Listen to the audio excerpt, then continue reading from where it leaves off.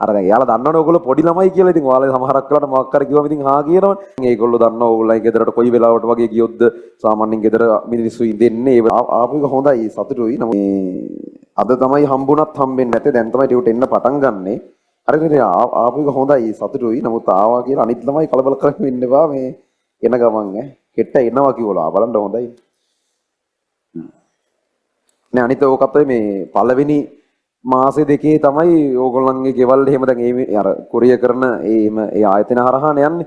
ඒ ප්‍රදේශය ওই පළවෙනි මාසේ දෙකේ ආවට පස්සේ ඕගොල්ලන්ගේ ඒ ගෙවල් අනම්මනම් ඒගොල්ලන්ට පුරුදුයි. ඊට පස්සේ ටක් ගාලා අර ඔය කිසිම කලබලයක් නැතුව ඒ කියන්නේ හරි පහසුවෙන් ඒගොල්ලෝ දන්නවා ඕගොල්ලන්ගේ ගෙදරට කොයි වෙලාවට වගේ ගියොත්ද සාමාන්‍යයෙන් ගෙදර මිනිස්සු ඉඳෙන්නේ. ඒ වෙලාවට ටියුට් එක දෙන එක අර ඒවා හරි මේ පහසු වෙනවා. ටික මාසයක් දෙකක් යනකොට අර ඒක පුරුදු වෙනවා.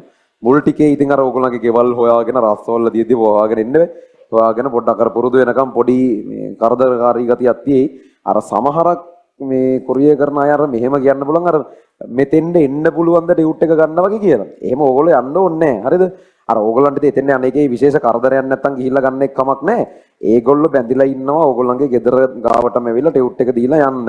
අර ඉතින් අර මනුස්සකමට ඕගොල්ලන්ට එතන අවුලක් නැත්තම් එහෙම ගියාට කමක් නැහැ. ඒ අරින්ද ඒගොල්ලෝ එහෙම මෙතෙන් එන්න පුළුවන්ද? එහෙම ඇවිල්ලා ගන්න පුළුවන්ද? මෙතනින් තිබ්බොත් ගන්න පුළුවන්ද? ඒවට ඕගොල්ලෝ එකඟ වෙන්න එහෙම කිසිම අවශ්‍යතාවයක් නැහැ. හරිද? ඒගොල්ලොන්ට අපි අදාළ ගෙවීම් කරලා තියෙන්නේ ඕගොල්ලන්ගේ ගෙදර ගාවටම ගිහිල්ලා ටියුට් එක දීලා එන එකට වෙනකන් අර ඕගොල්ලන්ට ඒක අවුලක් නැත්නම් ඇත්තටම ඕගොල්ලෝ අඳුරන කඩයක් තියෙනවා නම් ගෙවල් ගාව ටියුට් එක එතනින් තියලා ගියාම ඕගොල්ලන්ටත් යන්න එන්න වෙලාවක එතනින් ගන්න එක ලේසි නම් ඒක ප්‍රශ්නයක් නැහැ. ඒක ඕගොල්ලෝ කතා බහ කරලා කරගන්න ඒක අවුලක් නැහැ. හැබැයි අර ඒගොල්ලෝ කියන විදිහට අර යාලා සමහරක් වෙලාවට පොඩ වචනේ දාලා බලනවා මෝ කැමති වෙයිද කියලා. ඒ වුණොත් දිගටම එහෙම තමයි කරන්නේ ඊළඟට. අර දැන් යාලා දන්නවනේ ඕගොල්ලෝ පොඩි ළමයි කියලා. ඉතින් ඔයාලා සමහරක් වෙලාවට මොකක් කර කිව්වම ඉතින් හා කියනවනේ. අර එහෙම ඕනේ නැහැ. හරිද? යාලා කියන එක ඕගොල්ලන්ට කරදරකාරී නම් ඔයාලට අයිතිය තියෙනවා. මේ නෑ සර් කියලා තියෙන්නේ එහෙම ඕනේ නෑ කියලා මේ ගෙදරට අවිල්ලා දීලා යන්න. එහෙම නැත්තම් කම්ප්ලේන් කරන්න කියලා තියෙන්නේ කියලා කියන්න. ඊට අපේ හොට්ලයින් නම්බර් එකට කතා කරලා කම්ප්ලේන් එකක් කිව්වට පස්සේ හරියට ඒක ප්‍රශ්නයක් නෑ. ඒක ඒ විදිහට මේවා කරගන්න පුළුවන්.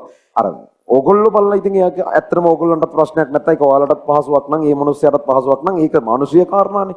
ඒව ඕගොල්ලෝ බැලන්ස් කරලා කරගන්න පුළුවන් ඒවා. ටියුට් තාම මේ හැමෝටම ලැබෙන්න කාලයක් නෑ.